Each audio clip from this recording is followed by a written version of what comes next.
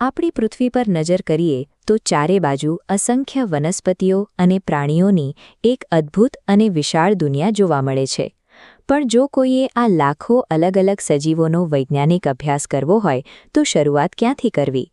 માનવ ઇતિહાસની શરૂઆતમાં લોકોએ બહુ જ સરળ રસ્તો અપનાવ્યો.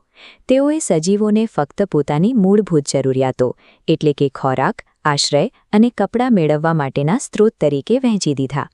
જેમ જેમ આપણું જ્ઞાન વધ્યું તેમ તેમ સમજાવા લાગ્યું કે આપણા ઉપયોગના આધારે બનાવેલા આ જૂથો સજીવોની વાસ્તવિક જૈવિક રચના વિશે કોઈ સચોટ માહિતી આપતા નથી. વૈજ્ઞાનિક વર્ગીકરણ માટે સજીવોના પોતાના આંતરિક લક્ષણો પર આધારિત એક મજબૂત અને સાર્વત્રિક સિસ્ટમ અનિવાર્ય છે. જરા આંખ બંધ કરીને કૂતરા વિશે વિચારો. તમારું મગજ તરત જ ચોક્કસ લક્ષણોવાળી એક છબી બનાવશે, ખરું ને? તમે કૂતરાના લક્ષણો વિશે વિચારો છો, બિલાડીના નહીં. હવે જો હું સસ્તન પ્રાણી કહું તો તમારું મગજ એવા સજીવોને યાદ કરશે જેમના શરીર પર વાળ હોય અને કાનની બૂટ એટલે કે બાહ્ય કર્ણપલ્લવ હોય. જીવવિજ્ઞાનમાં વૈજ્ઞાનિકો આ જ રીતે સમાન અને નિરીક્ષણ કરી શકાય તેવા લક્ષણોના આધારે સજીવોને ચોક્કસ કક્ષાઓમાં મૂકે છે. આ કક્ષાઓને વૈજ્ઞાનિક ભાષામાં વર્ગક અથવા ટેક્સા કહેવામાં આવે છે.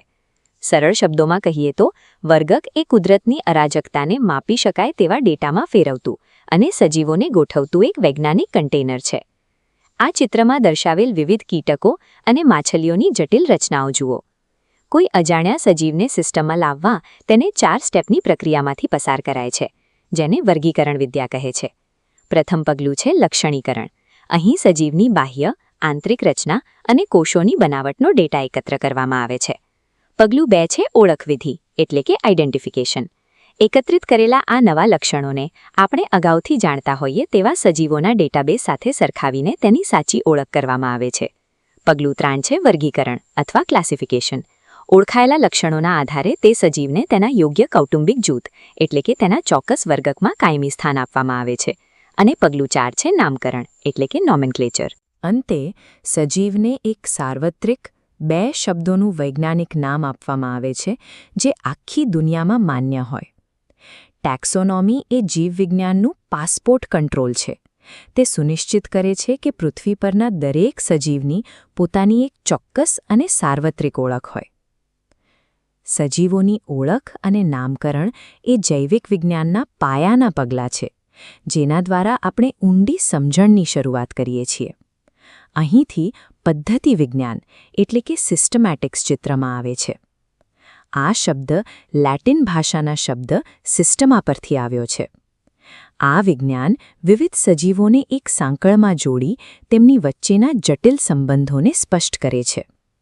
આ ઐતિહાસિક દસ્તાવેજ જુઓ.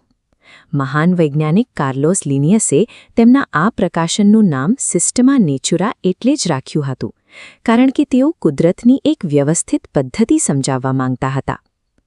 આધુનિક પદ્ધતિ વિજ્ઞાનનો મુખ્ય ઉદ્દેશ્ય સજીવો વચ્ચેના ઉદ્વિકાસીય સંબંધો શોધવાનો છે. આનો અર્થ એ કે કયો સજીવ કોનામાંથી અને કેવી રીતે ઉદ્ભવ્યો છે તેનો ચોક્કસ તાગ મેળવવો. ઇન્સ્પાયરિંગ આધુનિક વર્ગીકરણ પૃથ્વી પર જીવસૃષ્ટિની એક અસ્તવ્યસ્ત ભીડને એક સુંદર, સુવ્યવસ્થિત અને એકદૂજા સાથે જોડાયેલા પારિવારિક વૃક્ષમાં ફેરવી નાખે છે.